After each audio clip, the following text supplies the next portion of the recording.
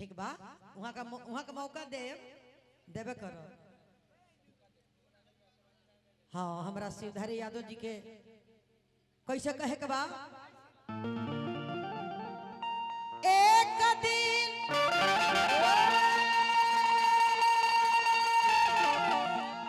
आर नदी के तीरे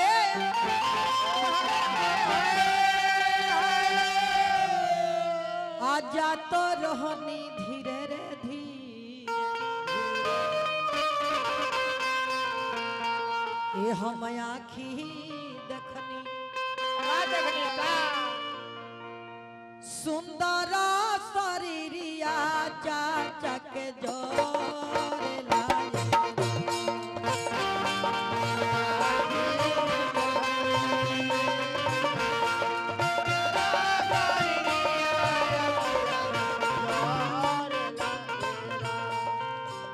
हम आँखी देखनी हम आँखी देखनी सुंदर शरीरिया चाचा जी के जोरे लाए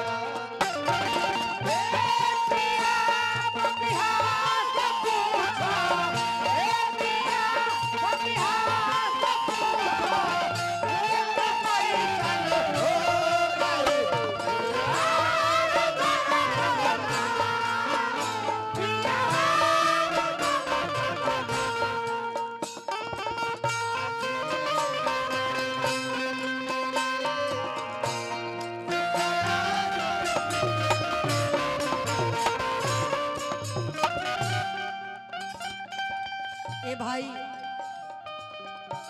जैया हमार शिवधारी चचा यादव जी जहिया ये से विदाई भइल हुई तहिया बेटा लोग बहुत रोवत हुई बतो लोग बहुत रोवत हुई।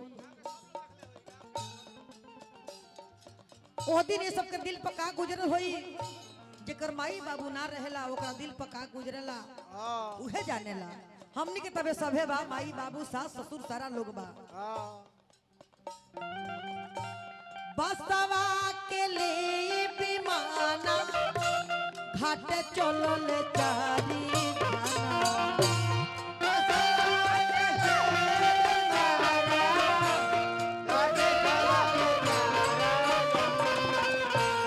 बसवा के लिए विमाना घाट चलल चारी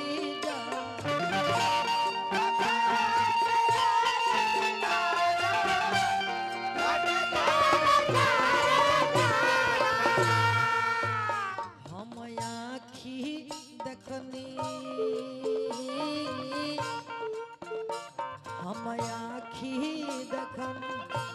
चाचा के शरीरिया योगिया में जोर लागे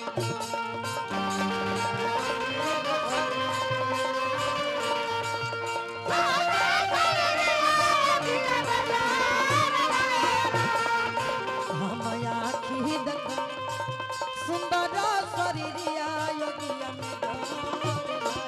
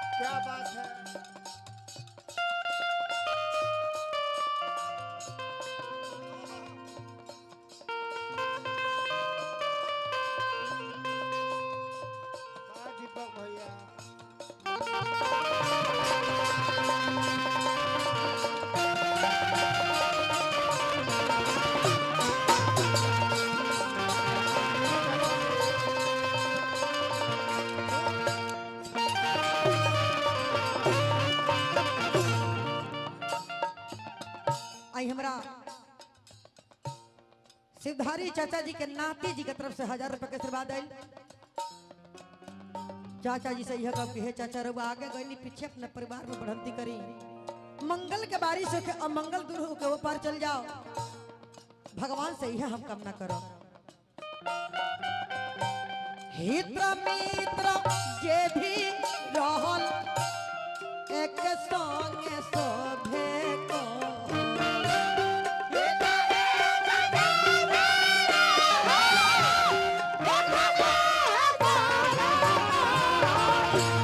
हित मित्र जे भी रहल एक संगे सभे को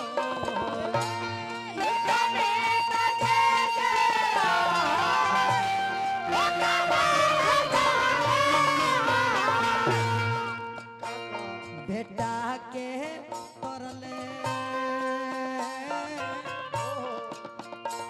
बेटा के तरले बाबूजी के मानो तनवा तार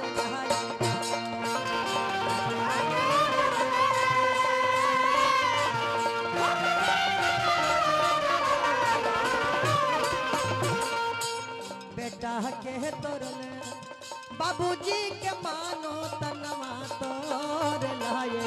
आ बैठो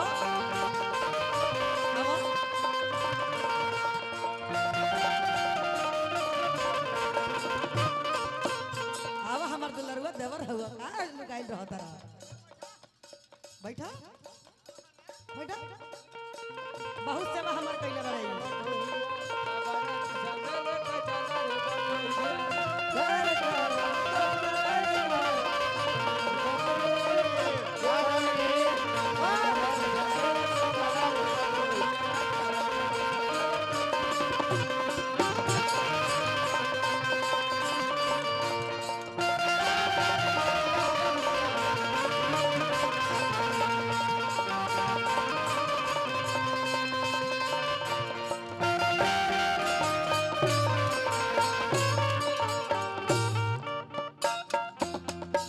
लास्ट में जीव आत्मा जब चल जाता वो जैसे जब आदमी लाश जला के चलल बा लोग रास्ता में बतियावता जकरा लागे कोई नी कमाई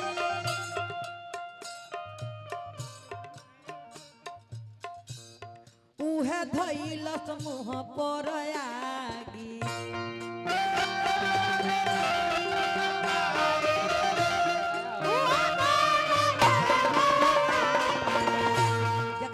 रुपया कमाए उहे मुंह में आगे लग जराई जकरा लागे कोई नी कमाई उहे धइले मुँह पर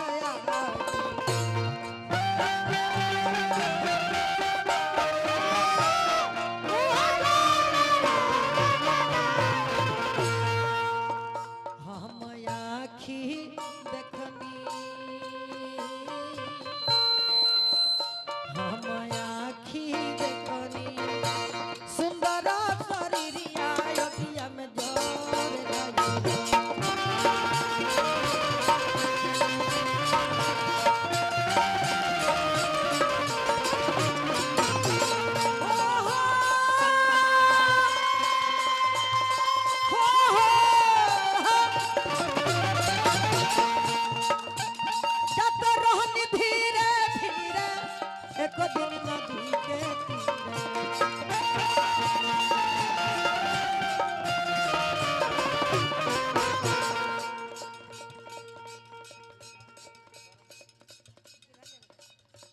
गिरधारी यादव जी के धर्म पत्नी जी हजारों हजार का आशीर्वाद दिले बनी।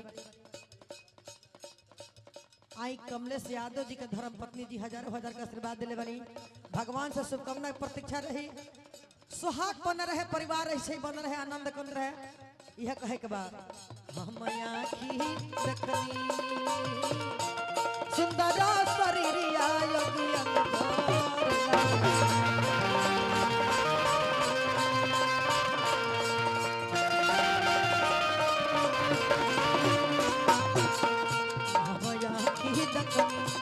सुंदर